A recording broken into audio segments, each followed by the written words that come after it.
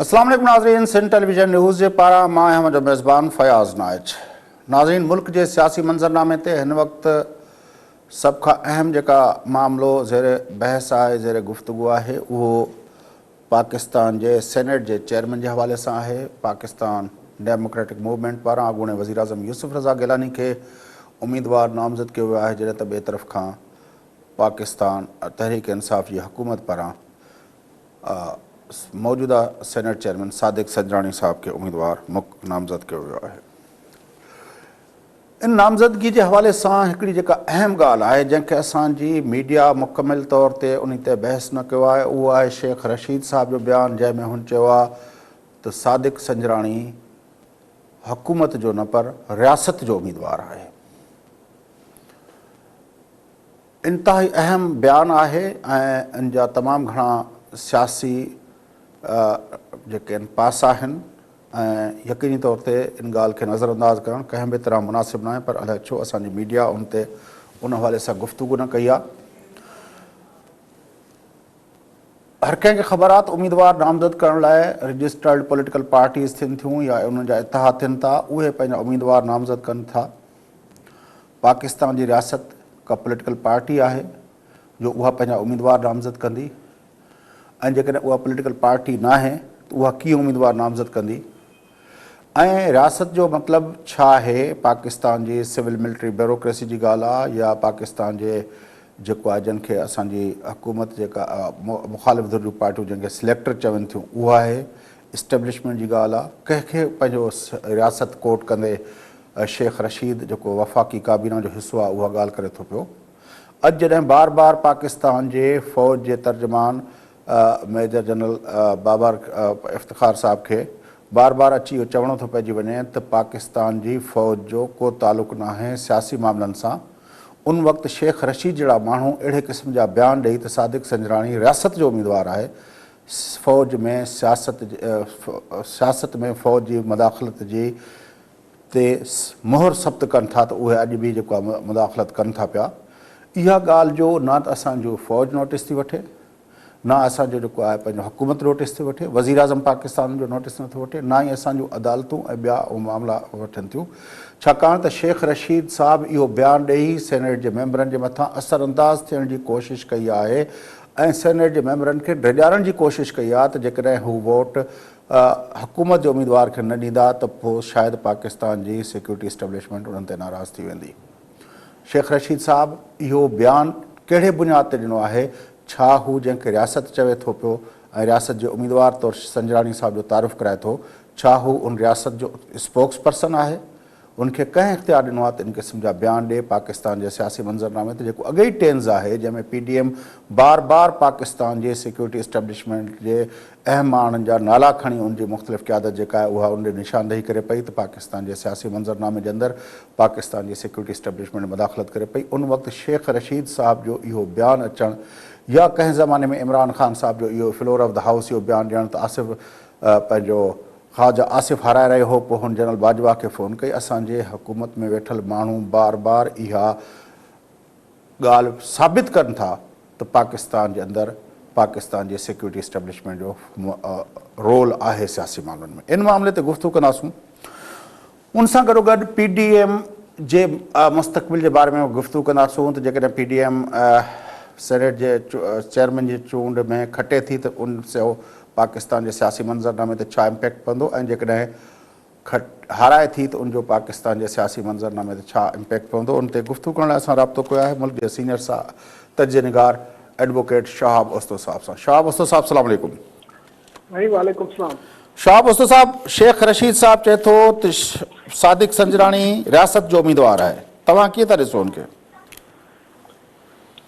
हाणे मां हिकिड़ो वकील आहियां ऐं थोरो घणो जेको मूं आइन खे पढ़ियो आहे या थोरो घणो जेको कानून खे पढ़ियो आहे, जेका मुंहिंजी सम्झ आहे उनजे मुताबिक़ त रियासत जो जेको नुमाइंदो आहे या हेड आहे उहो सिर्फ़ु प्रेसिडेंट हूंदो आहे, प्रेसिडेंट ऑफ पाकिस्तान, ऐं हुकूमत जो जेको हेड हूंदो आहे उहो प्राइम मिनिस्टर हूंदो आहे, ऐं प्राइम मिनिस्टर जेको फ़ैसिलो कंदो आहे उहो सॼो कैबिनेट जो कलेक्टिव डिसीशन हूंदो आहे। तंहिंजे करे इन खां अलावा जेके बि आइनी उहिदा आहिनि बशमूल चेयरमैन सेनेट जे, उन्हनि जो पंहिंजो पंहिंजो हिकिड़ो रोल आहे, इंतिहाई अहम रोल आहे, पर उहे रियासत जा नुमाइंदा न हूंदा आहिनि। उहे उन ट्राइकोटोमी ऑफ पावर में पार्लियामेंट जा जेके उहिदेदार आहिनि, जंहिंमें स्पीकर आहे ऐं चेयरमैन सेनेट आहे, ऐं छाकाणि त प्रेसिडेंट बि पार्लियामेंट जो हिसो हूंदो आहे, इन करे प्रेसिडेंट बि हूंदो आहे, पर रियासत जो जेको नुमाइंदो हूंदो आहे उहो चेयरमैन सेनेट न हूंदो आहे। हा, चेयरमैन सेनेट जॾहिं प्रेसिडेंट न हूंदो आहे त उनजी जाइ ते जेको आहे सो टेम्पररी जॾहिं प्रेसिडेंट जो रोल प्ले कंदो आहे त उनखे चई सघिजे थो त उन वक़्तु उहो रियासत जो नुमाइंदो हूंदो आहे या रियासत जो हेड हूंदो आहे। पर जेका हीअ ॻाल्हि शेख साहब थो करे, शेख साहब हिकिड़ो पुराणो जेको आहे सो निमखवार आहे, हू पाण चवंदो आहे त मां जंहिं मुंहिंजी जेका कॉन्स्टिट्यूएंसी आहे उहा दरअसल रावलपिंडीअ जो हिकिड़ो इंतिहाई अहम इलाइक़ो आहे, ऐं हक़ीक़त इहा आहे त मुल्क में जेका हिन वक़्त ताईं तबाही थी आहे ऐं जेके रस्ता एस्टेब्लिशमेंट खे मिलिया आहिनि ऐं जिन में जेको सिविलियन सुप्रीमेसीअ खे जीअं लताड़ियो वियो आहे, हुन में शेख रशीद जहिड़े माण्हुनि जो को इंतिहाई अहम रोल रहियो आहे। इहे उहे जेको आहे स्पेयर टायर चइजनि, जेके हमेशह रखिया वेंदा आहिनि त वक़्त ते उन्हनि खां कहिड़ो कमु वठिजे। उहा ॿी ॻाल्हि आहे त शेख रशीद अकेलो कोन्हे, कंहिं वक़्त में इहो ई जेको किरदारु आहे शेख रशीद वारो, उहो ख़ुदि मियां साहब अदा कंदो हुयो, ऐं एस्टेब्लिशमेंट जो वॾे में वॾो जेको स्पेयर व्हील हुयो उहो नवाज़ शरीफ़ साहब पाण हुयो। पर हाणे तारीख़ जो फीथो घणो अॻिते हली चुको आहे ऐं 3 दफ़ा जेको आहे सो जॾहिं एस्टेब्लिशमेंट जे हथां मियां साहब ख़्वार थी निकितो आहे, हाणे हू एंटी एस्टेब्लिशमेंट जे तौर ते पाण खे पेश करण जी कोशिशि करे थो।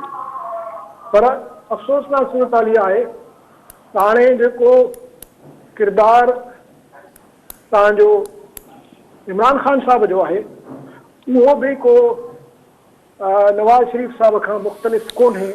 अच्छा, हाणे ओस्तो साहब हिकिड़ो ॿियो सियासी मामिलो आहे, इलेक्शन्स थियनि पिया सेनेट चेयरमैन जा। तव्हांजे ख़्याल में 2 सिनेरियो थींदा। हिकिड़ो सिनेरियो इहो आहे त जेका हिन वक़्तु जेका पार्टी पोज़ीशन आहे उनमें PDM जो जेको इतिहाद आहे उनखे सेनेट जे अंदरि अक्सरियत हासिल आहे 4 वोटनि जी।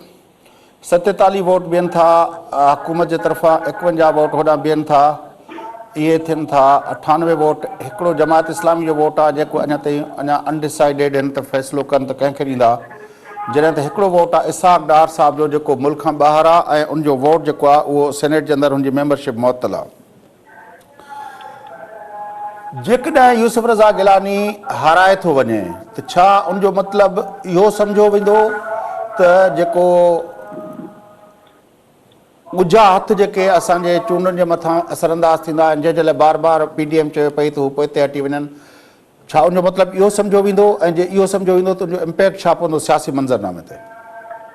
साईं ॾिसो, पहिरीं ॻाल्हि त कल्ह शिबली फराज़ साहब पंहिंजे हिकिड़े इंटरव्यू में इहो चई छॾियो आहे त हाणे असां बि जेको आहे सो बिल्कुलु पूरी कोशिशि कंदासीं त PDM जा जेके आहिनि मेंबर उन्हनि खे टोड़ियूं, छाकाणि त PDM वारनि असांजी हुकूमत जा जेके PTI जा ऐं PTI जा अलाइज़ जेको हुया उन्हनि जा वोट हुननि टोड़िया।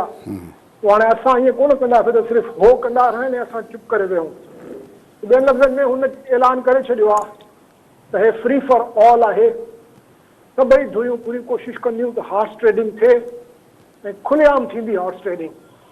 हाणे रिवायती तौर ते जेकॾहिं ॾिसूं असां त ॻुझनि हथनि हमेशह जेको आहे सो अहिड़े मौक़े ते हिकिड़ो इंतिहाई अहम रोल प्ले कयो आहे ऐं हुन इलेक्शन चोरी करण में हिकिड़ो बुनियादी किरदारु अदा कयो आहे। ऐं जंहिं वटि ॻुझो हथु हुयो उन हमेशह जेको इलेक्शन खटी आहे।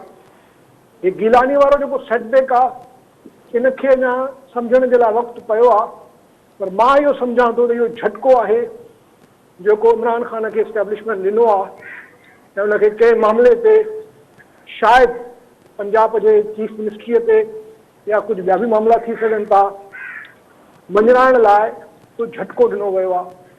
ऐं उनखां पोइ छाकाणि त तव्हां ॾिठो त फौरन ॿिए ॾींहं ते ई गिलानी साहब इलेक्शन खटण जे ॿिए ॾींहं ते ई जेको आहे सो आर्मी चीफ ऐं ISI चीफ जेको आहे सो प्राइम मिनिस्टर हाउस में प्राइम मिनिस्टर सां गॾु वेठा हुया ऐं इहो हिकिड़ो अलामती मैसेज हुयो त असां हिकिड़े पेज ते आहियूं।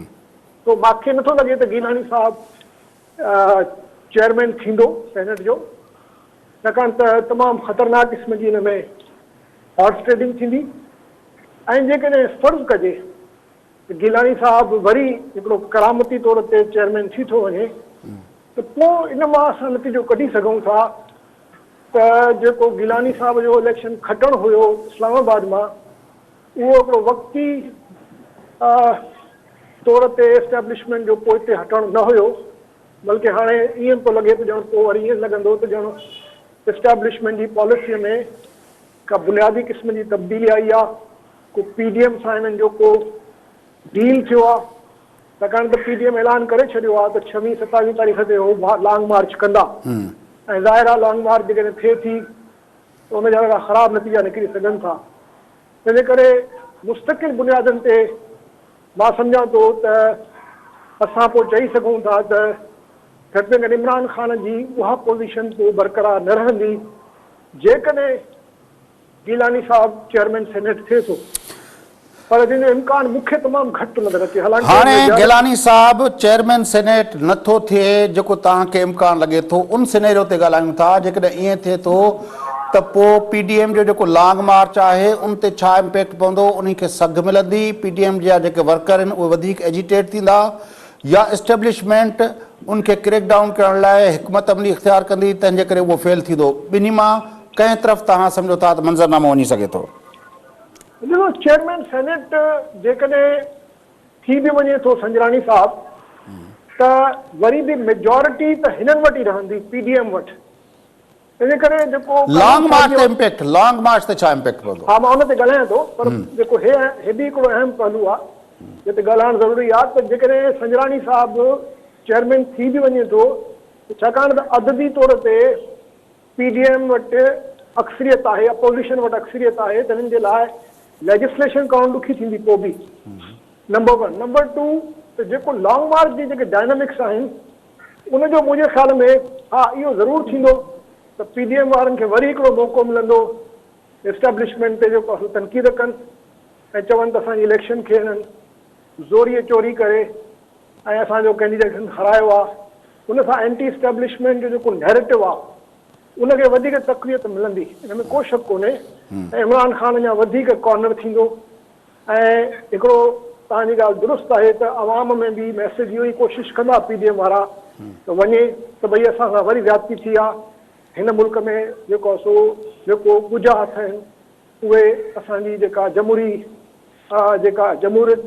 इदारा जेके आहिनि उन्हनि खे मज़बूत नथा थी वञनि। पोइ हुन सां यकीनन जमहूरियत खे बि जेकॾहिं तमामु घटि जंहिंजो इम्कान तव्हांखे नज़र अचे थो, पर जेका अददी अक्सरियत आहे उहा PDM सां गॾु आहे। जेकॾहिं यूसुफ रज़ा गिलानी चेयरमैन थी थो वञे त तव्हांजे ख़्याल में PDM जी सियासत ते छा इम्पैक्ट पवंदो? PDM कूल डाउन थी वेंदी या PMLN ऐं पीपुल्स पार्टी जा इख़्तिलाफ़ वधणु शुरू थी वेंदा, छाकाणि त गिलानी साहब हैसियत चेयरमैन जे पंजाब जे अंदरि असरअंदाज़ थियणु शुरू थींदो? न, मुंहिंजो ख़्यालु आहे जेकॾहिं PDM जो चेयरमैन थी थो वञे सेनेट में त पोइ इन जो मतिलबु इहो थींदो जो जीअं मां शुरू में गुज़ारिश कई त पोइ हवा जो रुख़ माना तब्दील थी चुको आहे। पोइ माना इहो चई सघिजे थो, हिकिड़ो अंदाज़ो लॻाए सघिजे थो त कंहिं न कंहिं लेवल ते हिननि जी अंडरस्टैंडिंग थी आहे ऐं पोइ ऐन मुमकिन आहे त इहा जेका लॉन्ग मार्च आहे उहा कुझु वक़्त लाइ पोस्टपोन थी वञे, छाकाणि त जेकॾहिं पंजाब में PDM वारा, छो त जेकॾहिं चेयरमैन सेनेट थो थिए PDM जो त पोइ हिन जो मतिलबु आहे त को न को डील थियो आहे ऐं उनजा असर डायरेक्टली पवंदा पंजाब ते। मां चवंदो रहियो आहियां काफ़ी वक़्त खां त जेको शहबाज़ शरीफ़ जो अचानक निकिरणु आहे हुनजे पुट जो हमज़ा शरीफ़ जो जेल मां, ऐं जेको हिकिड़ी मुफ़ाहिमताना जेका हिकमत अमली इख़्तियार कई पंजाब में नवाज़ शरीफ़ ऐं चौधरीन ऐं ज़रदारी साहब, उहो बि हिकिड़ो ॾस थो ॾिए असांखे ऐं मुमकिन आहे त इहा जेका पंजाब जी जेका सीट आहे चीफ मिनिस्टर जी उहा चौधरीनि ॾे हली वञे।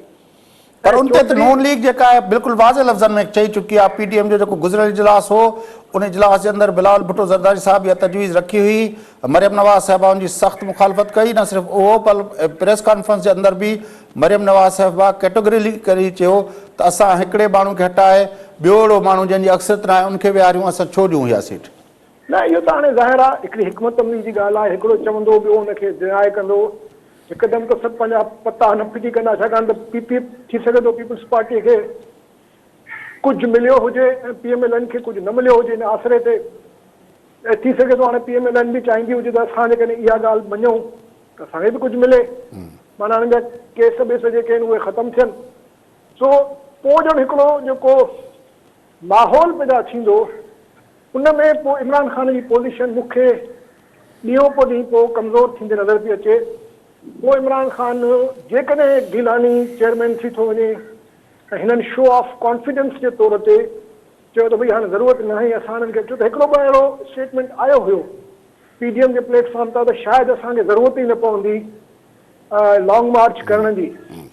तो जेकॾहिं अहिड़े क़िस्म जी वाकई डेवलपमेंट थिए थी, गिलानी चेयरमैन बि थी थो वञे ऐं PDM जी अक्सरियत बि रहे थी सेनेट में ऐं पंजाब में चीफ मिनिस्टर बि चेंज थो थी वञे, त पोइ मां सम्झां थो त हिन जो मतिलबु इहो आहे त कंहिं न कंहिं लेवल ते का डील चओ या का अंडरस्टैंडिंग चओ उहा ज़रूरु थी आहे।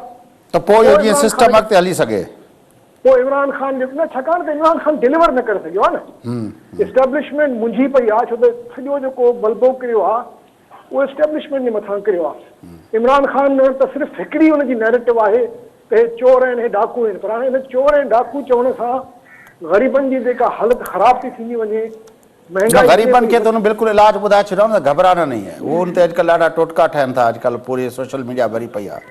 हा, त उहो बि ॾिसो न, प्राइम मिनिस्टर खे जेको आहे हिकिड़ो ईअं खणी करे त कार्टून थी वियो आहे प्राइम मिनिस्टर जेको आहे। हालांकि इलेक्टेड प्राइम मिनिस्टर आहे, डेमोक्रेटिक गवर्नमेंट जो हिकिड़ो हिकिड़ी अलामत आहे, पर जेकॾहिं तव्हां उनखे ईअं माण्हू जेको आहे सो कार्टून वांगुरु पेश कनि ऐं उनजी का पर्सनल से न हुजे, उन वटि का पॉलिसी न हुजे, उनजो को नैरेटिव हुजे ई कोन सवाइ पुराणी शिकायतुनि जो पुराणो अपोजिशन वारो नैरेटिव जेको आहे, हे चोर आहिनि, हे डाकू आहिनि। वॾी महिरबानी शहाब वस्तो साहब, तव्हां असांखे जॉइन कयो। नाज़रीन, मुंहिंजा सीनियर तजरिंगार एडवोकेट शहाब वस्तो साहब असां गॾु हुआ। गुफ़्तगू तव्हां ॿुधी PDM चेयरमैन सेनेट चूंडाए थी त उनजो छा इम्पैक्ट पवंदो सियासी मंज़रनामे ते, ऐं जेकॾहिं यूसुफ गिलानी PDM जो उम्मीदवार अक्सरियत जे बावजूदि बि जेकॾहिं खटे नथो सघे त पोइ मुल्क जो सियासी मंज़रनामो कहिड़ो थींदो ऐं उन ते इम्पैक्ट छा पवंदो। इन हवाले सां शहाब वस्तो साहब जा व्यूज़ तव्हां ॿुधा, पर इन जे वधीक तर्जो कंदासूं, वधीक इन ॻाल्हि जे गुफ़्तगू कंदासूं, पर वठूं था वक़्फ़ो, वापसि प्रोग्राम खे अॻिते वधायूं था। असां सां गॾु रहिजो।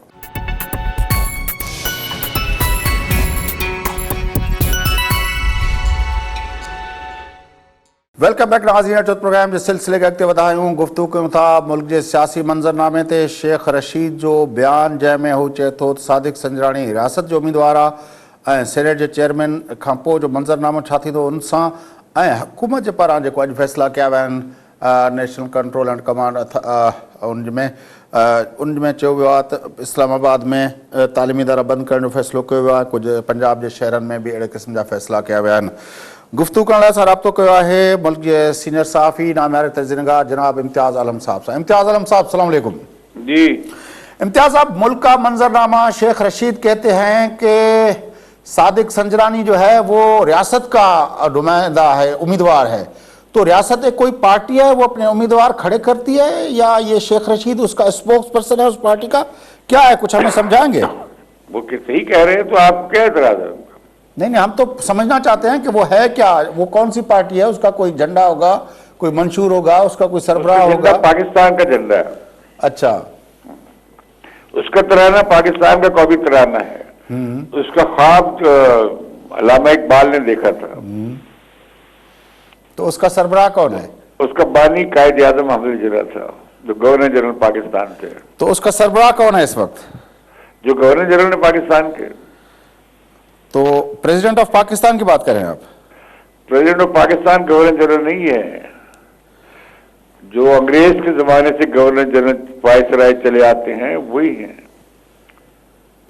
तो इस वक्त तो पाकिस्तान में आइन में ऐसा कोई ओहदा है नहीं, इसलिए मुझे पाकिस्तान में कोई आईनी हुकूमत नहीं है, पाकिस्तान में आइन की अमलदारी नहीं है। आप कैसी हवाई बातें करते हैं? कौन सा आइन? 12 सफ़े का टुकड़ा। तो आपके ख्याल में ये जो रियासत है, ये सेनेट है, ये कौमी असम्बली है, ये हमारे प्राइम मिनिस्टर हैं, ये हमारे स्पीकर हैं, ये हमारे प्रेसिडेंट हैं, सूबाई असम्बलियाँ हैं, उनके अंदर चीफ मिनिस्टर्स हैं, स्पीकर्स ये हैं, सब यरगमाल है जिन्हें उसने बख्शा है ज़ौक़े खुदाई। ये ज़ौक़े खुदाई वाले जो लोग हैं यहाँ पे वो हुक्मरान हैं। लेकिन यूसुफ रजा गिलानी साहब तो कहते हैं वो अब तक अभी उनका कोई ऐसा रोल नहीं है, वो सारे न्यूट्रल हैं, वो बारहा कह चुके हैं। वो यूसुफ रजा गिलानी साहब पिछले इलेक्शन की बात कर रहे थे जब वो सेनेटर बन रहे थे। अब तो सेनेट के इलेक्शन के हारने के फौरी बाद जो है, जो वजीर आजम ने इजलास बुलाया, उन्हें एक चिट आई कि भाई ये आपके उम्मीदवार हैं, और उन्होंने बुला लिया संजरानी साहब को, कहा कि भाई वो तो पार्टियों से मशवरा किए बगैर दूसरी पार्टी के पता नहीं वो बाप में है भी नहीं, उसके एक मेंबर को वो कहते हैं कि जो सेनेट के चेयरमैन होंगे। तो सबने मान लिया, सारे इत्तेहादियों ने बगैर किसी वजह के विदाउट कंसल्टेशन मान लिया। तो ताकतवर लोगों के उम्मीदवार हैं, उन्होंने पहले वही लाए थे, याद नहीं आपको जिसकी उन्हें किस तरह लाया गया था। और जब हासिल बिलंजो की तरफ से एक अदम एतमाद की मूव हुई थी, तो 64 खड़े हुए थे, जब वोट पड़ा तो 14 गायब थे, खुफिया जब वोट पड़ा। अब इमरान खान का मामला होने जा रहा है एक बड़ा टेस्ट के भाई वो तो खुले हाथ से खुला वोट के हामी हैं और बड़े हॉर्स ट्रेडिंग के खिलाफ हैं। तो ये कैसे हो जाएगा कि एक अकलियत का नुमाइंदा जो है संजरानी, वो अक्सरियत के नुमाइंदे यानी गिलानी से कैसे जीत जाएगा बगैर हॉर्स ट्रेडिंग के? वो शिबली जो है साहब जो हमारे वजीर हैं इत्तलात के, फराज साहब के बेटे, नहीं पता नहीं फराज साहब के बेटे हैं, मुझे नहीं पता था, बताया ही जाता है शिबली फराज, वो इसी लिखते कि फराज साहब अच्छा अच्छा बेटे हैं उनके। हाँ हाँ, अच्छा अच्छा, मुझे मालूम नहीं थी कि ऐसे नाखलफ औलाद भी हो सकती है। तो उन्होंने कहा कि अब हर हरबा इस्तेमाल होगा। तो हर हरबे से क्या मुराद है कि अपोजिशन ने जो हरबा इस्तेमाल किया उसका इशारा था कि जो अपोजिशन हरबे इस्तेमाल करके जीती है ना गिलानी की सीट, हम भी वही हरबे इस्तेमाल करेंगे। मतलब उनका ये है कि उन्होंने इल्जाम लगाया था अपोजिशन पे हॉर्स ट्रेडिंग का, तो अब वो कह रहे हैं कि हम करेंगे। नहीं, इस तरह का बयान तो आपको याद है पिछले इलेक्शन में जब गिलानी साहब और हाफिज शेख का मुकाबला था तो प्राइम मिनिस्टर साहब ने खुद कहा था कि अगर खुफिया वोट हुआ तो हुकूमत बड़ी ताकतवर होती है, फिर ये रोएंगे सब मिलके। लेकिन वो जो हुकूमत से जिनकी बलबूते में ताकतवर होती है ना, वो आपको मालूम नहीं, आपने मेरा कॉलम नहीं पढ़ा कि वो जिन्नात जो थे सोए हुए थे और फर्स्ट लेडी के पास आपको पता है बहुत बुजुर्ग हैं, वो पीर हैं खैर से माशाअल्लाह, वो उनके पास ये हैं जिन। तो वो जिन लेट रात को 10-11 बजे के बाद जागे, उन्हें जिनों को भेजा, तो वो ये हुआ कि वरना ये अक्सरियत तो मेरा ख्याल है शायद 25-30 वोट की होती, क्योंकि शेख वो तो जीते हैं सिर्फ 5 वोटों से, जिसमें 10 वोट तो खुद पीडीएम के टूटे, 4 पीएमएलएन के टूटे, 6 पीडीएम की पार्टी के टूटे। लेकिन इमरान खान की पार्टी में तो गजब हो गया, 17 उनके मेंबर जो हैं बागी हो गए और 13 वो कहते हैं बिक गए बकौल शेख रशीद साहब के, जिनकी वो जो आपको अपने आप को नुमाइंदा कहते हैं। तो अच्छा, 30 जब मेंबर निकल गए तो उन बेईमानों 63 के तहत जो डिस्क्वालीफाई होते हैं उनका वोट लेके वो अब कामयाब हो गए,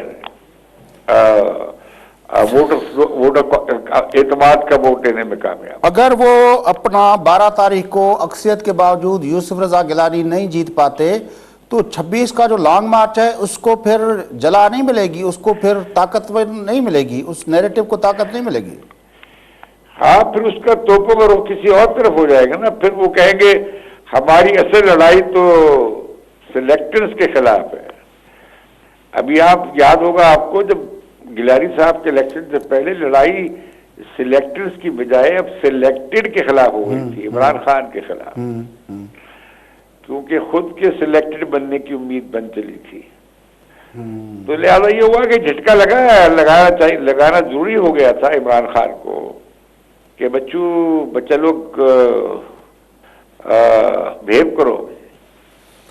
तो और अब बच्चा लोगों अब ये को रिस्क behave करने के लिए सिलेक्टर्स अब ये जो है रिस्क उठाने के लिए तैयार हो गए हैं कि वो पीडीएम के सामने आके खड़े हो जाएंगे और पीडीएम का सारा नैरेटिव उनकी तरफ होगा 26 के मार्च को।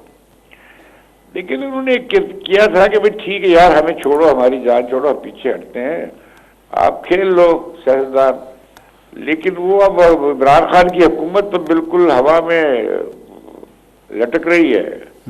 तो वो नजर ये आया कि नहीं, अगर हम पीछे हट गए तो फिर ये अब पता नहीं, अब देखे 12 को वो क्या करते हैं। मैं समझता हूँ कि ये बड़ा रिस्क होगा अगर एस्टैब्लिशमेंट खुला सेनेटर्स को पर दबाव डालेगी। लेकिन इसलिए दबाव डालने की जरूरत नहीं है, उन्हें 5-6 वोट तो चाहिए, सारे 3 उनके कम है, उन्हें 5-6 वोट चाहिए। जो ये हमारा जो है संजरानी साहब जिसे कहते हैं, वो कौन सी माफिया वहां की, बलूचिस्तान की, मार्बल टाइकॉन है, तो उनके लिए 5-6 खरीद लेना क्या मुश्किल है। और वैसे भी कई सेनेटर पैसा लगा कर आए हैं, जीत कर आए हैं, तो वो पैसा वैसा वो भी बनाएंगे कि हमारा खर्चा पूरा हो जाए। लेकिन हुकूमत के पीडीएम के सेनेटरों ने तो पैसा नहीं लगाया इतना। पीडीएम के सेनेटर्स ने पैसा नहीं लगाया, हाँ जाहिर है ज्यादातर ने नहीं लगाया, ना ही पीटीआई के सेनेटर्स, बाकी ज्यादातर सेनेटर्स तो अपनी पार्टी एफिलिएशंस की वजह से, सपोर्ट की वजह से जीते हैं। लेकिन जाहिर है कि इस वक्त बात हम 3, 4, 5 की कर रहे हैं। अच्छा, एनसीओसी ने फैसले किए हैं और कहा है कि बड़ा रिस्क है कोविड का, और फिर तालीमी इदारों, पंजाब के कितने शहरों के बारे में और इस्लामाबाद और पिंडी के तालीमी इदारों के बारे में। आपको लगता नहीं है कि ये भी एक बार फिर जब भी अपोजिशन की कोई एक्टिविटी होती है तो कोविड हुकूमत को याद आ जाता है? नहीं, ये तो वैसा ही बात नहीं है। कोविड के बारे में पहले कौन सा हुकूमत ने संजीदगी का मुजाहरा किया था। अब ये केसेस वाकई बहुत बढ़ गए हैं और ये जो वेव आई है खतरनाक है। लेकिन जो आपको सवाल मुझसे पूछना चाहिए था वो ये कि वो वैक्सीन कहाँ है भाई। जिस वैक्सीन के बारे में ये कह रहे थे कि 60 साल से ऊपर नहीं लगाएंगे, अब कह रहे हैं लगाएंगे। इन्होंने मंगवाई नहीं है वैक्सीन। ये जो अब कह रहे थे जो फाइजर की या ऑक्सफोर्ड की, जो उसका भी इन्होंने ऑर्डर किया ही नहीं है। वो ये कह रहे वो भी आए, इन्होंने कोई बड़ा ऑर्डर किया ही नहीं है। इन्हें अतिये से मिल गई चाइना से कुछ लाख, और अब ये उम्मीद कर रहे हैं कि भाई ये WHO की तरफ से इन्हें आ जाएगी मई जून में। तो इन्होंने तो पाकिस्तानी लोगों को छोड़ दिया है अपने हाल पे। खुद ये ऊपर के लोगों ने लगवा ली हैं जो आई थी। तो अब वो इमरान खान तो आज उन्होंने 2 ट्रक जो है खुराक वाले ट्रक आज उनका ऐलान किया है, जिससे पाकिस्तान खत्म हो जाएगी। कोई भूखा नहीं सोएगा। इस्लामाबाद में 2 ट्रक चल पड़े हैं रोटी के। अच्छा, तो मतलब मंजरनामे में कोई आपको अवामी सतह पे कोई बेहतरी, कोई सिस्टम के अंदर, कोई रूल्स ऑफ द गेम्स के अंदर कोई बेहतरी, कोई बिहेव करने की बात कहीं पे भी आपको कुछ नजर नहीं आ रहा? मैं तो चाहता हूँ कि ये जो है ना गिलानी हार जाए, ताकि ये इन्हें अब पता लगे कि भाई ये भी चोर दरवाजे से दाखिल होना चाहते हैं। पीडीएम का कुछ हिस्सा, वो दरवाजा बंद ही हो जाए। मतलब आप समझते हैं कि अगर गिलानी जीत गया तो कुछ हिस्से के लिए चोर दरवाजा खुल जाएगा? वो उम्मीदें रहेगी ना, वो बोटी वो जो हड्डी लटकी नजर आएगी, अच्छा अब ये हड्डी मिल गई, चलो एक हड्डी और नजर आ जाएगी। तो ये जो खेल है ये खत्म हो जाएगा, फिर क्या कमजोर पड़ जाएगा, खत्म नहीं होगा। तो आपके ख्याल में जो अगर गिलानी जीतता है तो मेरा ख्याल है जमहूरी जद्दोजहद के लिए जरूरी है कि गिलानी हार जाए। मतलब फिर पीडीएफ कमजोर होगी अगर गिलानी जीतता है? रेस तकड़ी हो जाएगी। नहीं, अगर गिलानी जीत जाता है तो पीडीएम कमजोर होगी, डाइल्यूट हो जाएगी ना। एक फॉल्स विक्ट्री मिल जाएगी। अच्छा जी हमारा जीत गया चेयरमैन, उन चेयरमैन ने की कर लेना है। उसने कौन सी लंका ढा देनी है? सेनेट चेयरमैन क्या होता है? ये संजय रानी जो बैठा हुआ था तो ये पहले क्या था? इसी तरह की है, वो हो जाए को फर्क नहीं पड़ता उससे। लेकिन वो एक तरह की जो कहते हैं ना वो ट्रॉफी, राय की ट्रॉफी कहते हैं ना, वो मिल जाएगी, एक कॉन्सोलेशन ट्रॉफी। तो आपके ख्याल में सराइकी बेल्ट पे सेनेट चेयरमैन की हैसियत में गिलानी असरअंदाज हो सकते हैं? वो यार, ये हमारे सराइकी बेल्ट के एक जिम्मेदार दूसरे जिम्मेदार के साथ नहीं है। एक जिम्मेदार जो है वहां का सराइकी बेल्ट का तमाम के खिलाफ है और तमाम एक के खिलाफ है। इनमें से दो की यूनिटी नहीं है। ये ऐसी झूठा इनका एक ड्रामा बनाया हुआ है। वो कहा जो जुनूबी पंजाब का बात बना था, वो किधर गया? वो कुरैशी और मियाँ वाली कुरैशिया का वो क्या था, वो मखदूम, दोबारा सुना नाम उससे सुना आपने सराइकी सूबे का नाम, जुनूबी पंजाब सूबे का नाम? वो माज बना के वो सीटें मिल गई, बस वो चले गए, वजीर बन गए। कल को कुछ और हो जाएगा, वो फिर कुछ उस पे चल पड़ेंगे। तो ये बेपर्दे के लौटे हैं। बड़ी मेहरबानी इम्तियाज़ आलम साहब, आपने बेलाग तबसरा किया सियासी मंजरनामे पे। नाज़रीन, मुल्क जा सीनियर सहाफ़ी नामयार तर्जनगार इम्तियाज़ आलम सां गॾु आहे। गुफ्तगू तव्हां ॿुधी मुल्क जो सियासी मंजरनामो केॾांहुं पियो वञे। 12 मार्च ते सेनेट चेयरमैन जी चूंड यकीनी तौर ते हिकिड़ो अहम जेको आहे ॾींहुं हूंदो पाकिस्तान जी सियासी मंजरनामे ते। ऐं जीअं गुफ्तगू थी जेको प्रोग्राम में, त जेकॾहिं सेनेट चेयरमैन तौरु अक्सियत हूंदे जेकॾहिं गिलानी साहब हाराए थो त उनजो बि हिकिड़ो सियासी इम्पैक्ट आहे, ऐं जेकॾहिं गिलानी साहब खटे थो त उनजो बि हिकिड़ो सियासी इम्पैक्ट आहे। उन हवाले सां ॿिन्ही पासनि खे एनालाइज़ करण जी कोशिशि कईसूं। उन सां गॾोगॾु शेख रशीद जो इहो बयानु त सादिक संजराणी रियासत जो उम्मीदवार आहे, इहो इंतिहाई जेको आहे गैर ज़िम्मेदाराना बयानु लॻे थो, छाकाणि त रियासत का पार्टी न आहे, रियासत खे को बि उम्मीदवार बीहारण जी ज़रूरत न आहे का। इन तरह जा बयान कॾहिं ॾियणु असांजे वज़ीरनि जे पारां, उहा हिकु दफ़ो ॿीहर जेका पाकिस्तान जे फ़ौज जे तरफ़ां बार बार इहो चयो वञे थो त असांजो सियासत सां को तालुक़ु न आहे, उन दावा खे मशकूक बणाइनि था। नाज़रीन सां गॾु प्रोग्राम जो वक़्तु पूरो थियो, त पंहिंजो मेज़बान फयाज़ खे इजाज़त सां गॾु।